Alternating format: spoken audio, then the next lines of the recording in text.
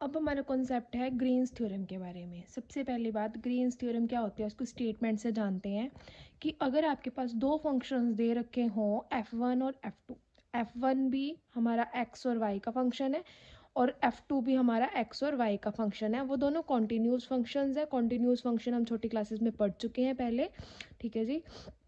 अगर ये दोनों कॉन्टिन्यूस फंक्शन है x और y के और इनके पास इनका पार्शियल डेरिवेटिव में भी सबको पता ही होगा, पार्शियल डेरिवेटिव है with respect to y and x किसी रीजन s के अंदर, तो वो बाउंडेड होएगा उस कर्व के भी अंदर। जनरली क्या बात हुई कि कर्व क्या हुआ, सबसे बड़ी बात तो इसका ये आउटर पार्ट है, इसको क्या बोलते हैं, इसका कर्व बोलते हैं, जिसको c से रिप्रेजेंट करते हैं, और जिसका अंदर वाला पार्ट है उसको क्या बोलते हैं हम s से रिप्रेजेंट करते हैं, वो इसका सरफेस है, ठीक है जी।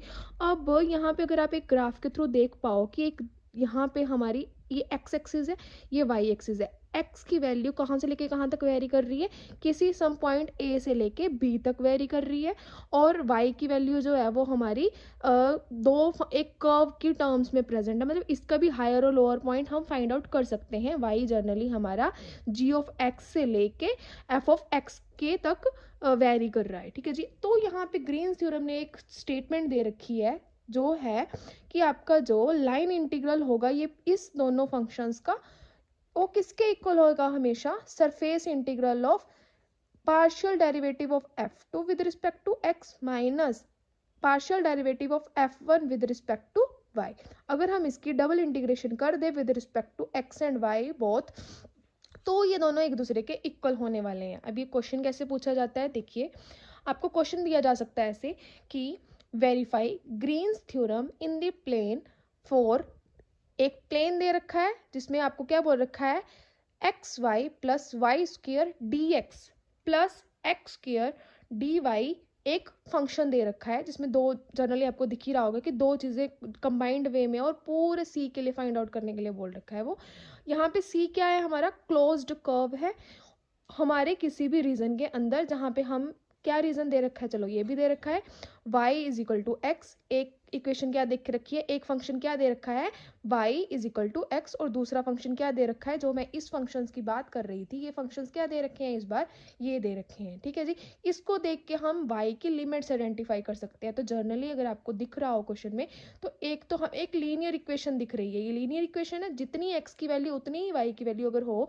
तो हम इसका ग्राफ इजीली प्लॉट कर सकते हैं। जैसे कि आपको पता है ये x एक्सिस है और ये y एक्सिस है, अगर आपकी x की वैल्यू 1 है तो y की वैल्यू भी कितनी होगी, 1 ही होगी। तो हम क्या कर लेते हैं, इन दोनों का कॉमन पॉइंट क्या आ गया, 1। फर्स्ट ऑफ ऑल हमें सबसे पहले क्या काम करना होगा, इन दो फंक्शंस के ऊपर हमें ग्राफ प्लॉट करना होगा। तो सबसे पहले आपको क्या दिख रहा है यहाँ पे, y is equal to x, y is equal to x में हम समझ सकते हैं कि एक लीनियर इक्वेशन है, इसकी मैक्सिमम पावर कितनी है, 1 है, डिग्री 1 है, तो हम क्या बोलेंगे कि एक लीनियर इक्वेशन है। अब लीनियर इक्वेशन है तो ऑब्वियस सी बात है कि जो इसका ग्राफ प्लॉट होगा वो सिंगल लाइन की टर्म्स में होगा। अगर आपका y जो है, अगर जैसे कि अब इसका सॉल्यूशन पता करने के लिए y is equal to x है, तो अगर y की वैल्यू 1 है तो x की वैल्यू भी कितनी होगी, ऑटोमेटिकली 1 होगी। तो इसका ग्राफ प्लॉट करने के लिए हम क्या करेंगे, सीधा देखेंगे कि y की वैल्यू 1 यहाँ है और x की वैल्यू 1 यहाँ है, तो इन दोनों का कॉमन पॉइंट यहाँ पे मिल रहा है हमें, तो 1,1 क्या हुआ, ये हुआ। ऐसे 2,2 3,2 और हम 3,3, ऐसे हम इसका ग्राफ प्लॉट कर सकते हैं जो हमारा हमेशा सेंटर को टच होकर जाएगा। तो मैंने इसके ग्राफ प्लॉट किया है ऐसे, ठीक है जी। ये लाइन किसकी आ गई है, ध्यान दें कि ये लाइन आपकी आ गई है y is equal to x के लिए, ठीक है।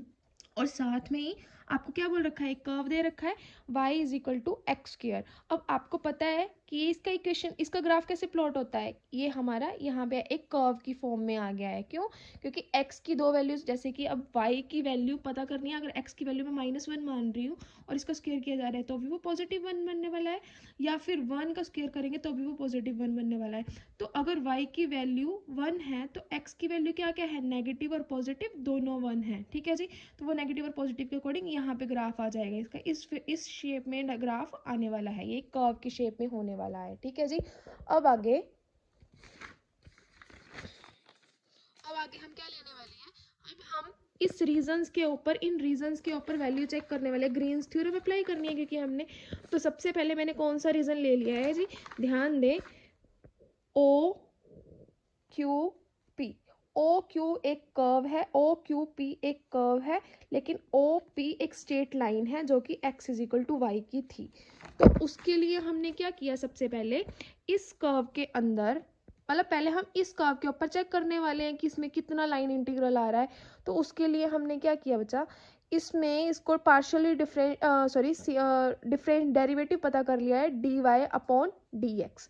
तो अगर मैं इसको डेरिवेटिव फाइंड आउट करने जाऊं तो ये क्या बन जाएगा, dy अपॉन dx, और एक्स स्क्वायर की differentiation with respect to x क्या हो जाएगी, 2x into d x upon d x, d x से डी एक्स कैंसिल आउट हो गया।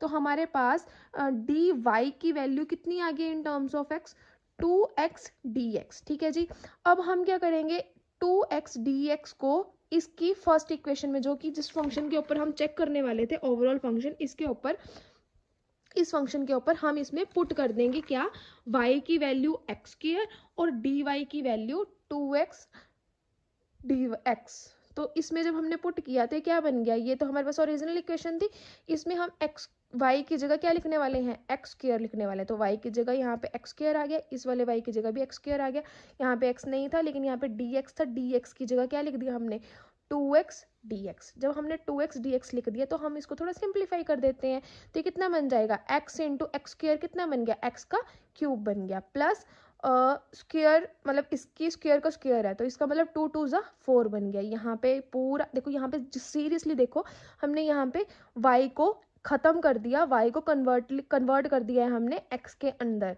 ठीक है जी, तो क्या बन गया है, x इंटू एक्स स्क्वायर क्या हो गया, x का क्यूब, प्लस 2 2 ज़ा 4, तो x का 4 बन गया यहाँ पे, dx का dx है, और साथ में ही x square into 2x dx को भी जब हमने थोड़ा सिंप्लीफाई किया तो ये पूरा x में कन्वर्ट हो गया है। तो ये क्या आ गया, 2 1 ज़ा 2 and x square into x cube बन गया है, dx तो था ही साथ में। ठीक है जी, वो सब चीज़ें आ गई। अब आपको इंटीग्रेशन करनी है। अब इंटीग्रेशन आप किसके रिस्पेक्ट में कर रहे हो, x के रिस्पेक्ट में हो रही है इंटीग्रेशन। अब x की वैल्यू आप चेक कर सकते हो आराम से कि कहाँ से कहाँ वेरी कर रही है, आपकी 0 से लेके 1 तक वेरी कर रही है।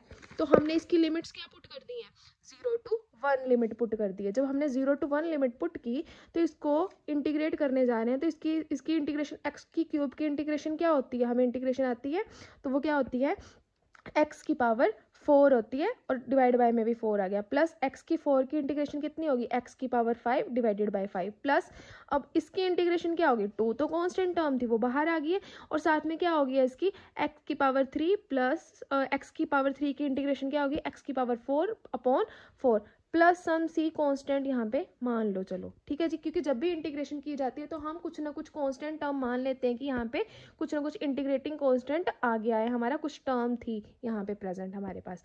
तो अब हम क्या करेंगे, अब हमें पता है upper limit minus lower limit वाला फॉर्मूला, तो हमने क्या किया, पहले तो इसको जब भी हम इंटीग्रेशन कर देते हैं लिमिट्स वाली को, तो उसको हम स्क्वायर ब्रैकेट के अंदर लिखते हैं लिमिट पुट करने से पहले। अब हमने जब इसकी लिमिट्स पुट आउट की तो वो क्या होती है, upper limit minus lower limit. तो एक्स में पहले अपर वाली वैल्यू माइनस लोअर वाली वैल्यू तो 0 थी, तो हमने डायरेक्टली 1 0 लिख दिया और ऊपर वाली टर्म्स को सारों को प्लस करके लिख दिया। अब जब इसको थोड़ा सा सिंप्लीफाई किया तो ये कितना बन गया है, 19/20 बन गया है। अब ये तो था हमारा उस कर्व के अंदर, जैसे कि आपको याद है, तो ये एक कर्व थी, इस कर्व से यहाँ से लेके यहाँ तक की चेंज कितना आ रहा है वो हमने देख चुके हैं। अब बात आई इस लाइन की। अब इस लाइन को पता करने के लिए, ये ओ था और ये पी था, इस लाइन के ऊपर चेक करने के लिए हमारी इसकी इक्वेशन लगेगी। तो इसकी इक्वेशन क्या होती है, y is equal to x होती है। अब y is equal to x है तो हम क्या करने वाले हैं, dy, ओके इसको dy अपॉन dx लिख सकते हैं ना। अगर हम इसको डिफ्रेंशिएट कर दें विद रिस्पेक्ट टू x तो ये क्या बन जाएगा, dy upon dx is equal to 1, और जब ये क्रॉस मल्टीप्लाई हो गया तो हमारे पास क्या बन गया है, dy is equal to dx बन गया है। अब dy is equal to dx जब बन गया है तो हम यहाँ पे क्या करने वाले हैं, अगर मैं देखूँ यहाँ पे तो ये इंटीग्रेशन का साइन तो था ही, यहाँ पे ओपी के रिस्पेक्ट में हम चेक कर रहे हैं क्योंकि अब हम सिर्फ लाइन के लिए चेक करने वाले हैं।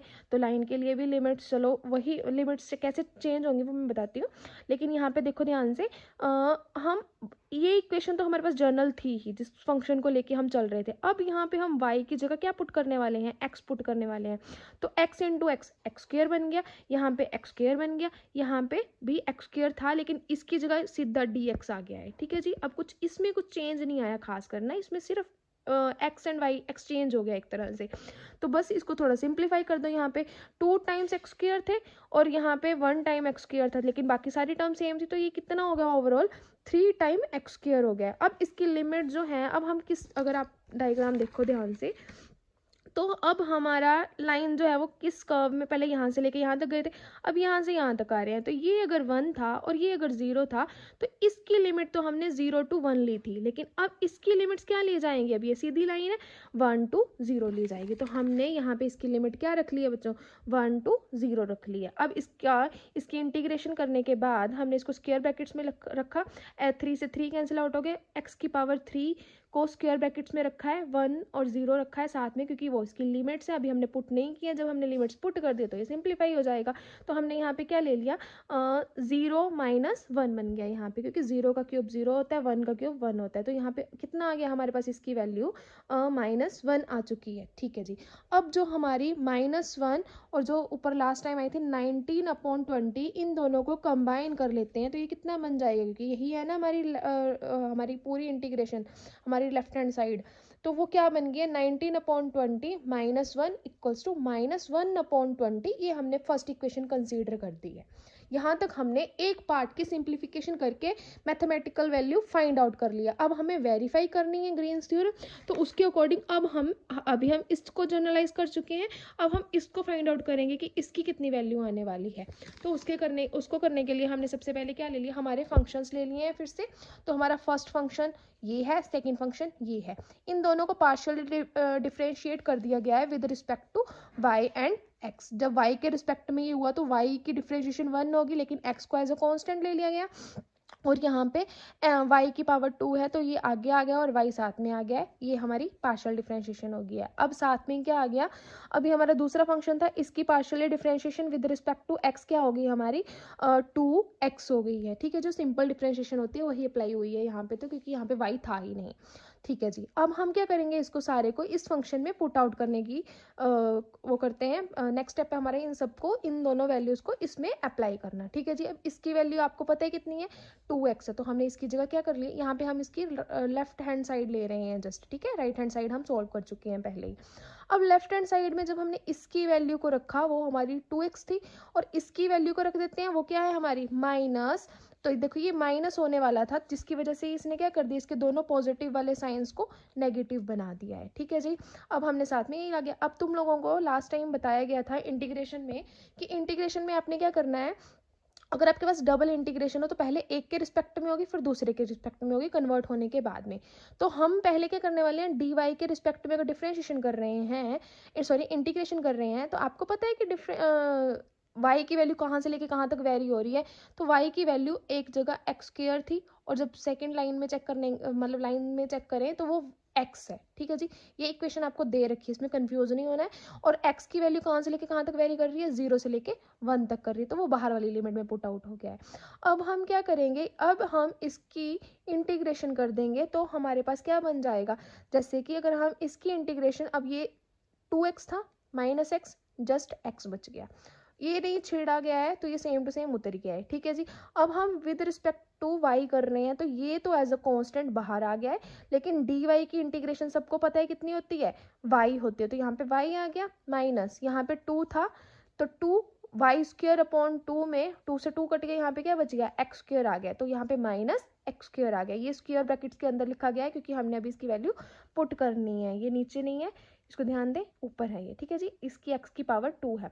अब हम क्या करेंगे, y की जगह क्या पुट करने वाले हैं, upper limit minus lower limit, तो ये क्या बन जाएगा हमारा x की पावर 4 माइनस x की पावर 3 बन गया है। अब इसकी इंटीग्रेशन कर दीजिए विद रिस्पेक्ट टू x, तो ये क्या हो जाएगा, x की पावर 4 की इंटीग्रेशन क्या होगी, x की पावर 5/5 माइनस x की पावर 3 की इंटीग्रेशन क्या होगी, x की पावर 4/4 हो गई है। अब इसमें हम क्या वैल्यूज पुट आउट कर देंगे, x की 1 to upper limit minus lower limit, तो लोअर लिमिट तो 0 होगी, तो उसको नेग्लेक्ट कर दो, मतलब लिखो ना लिखो कुछ फर्क नहीं, नेग्लेक्ट तो चलो नहीं हो रहा, बट यहाँ पे अगर कुछ और होता तो हम उसको माइनस करने बैठते, लेकिन यहाँ पे 0 है तो हम माइनस नहीं कर रहे, और इसको सिंप्लीफाई करके हमारा कितना बन गया, -1/20 बन गया है। कैसे बना है, चलो 1/5 -1/4 विच इज 20 और x को 20 को किससे मल्टीप्लाई करें कि वो 5 को किससे मल्टीप्लाई करें कि वो 20 बन जाए, तो 4 से,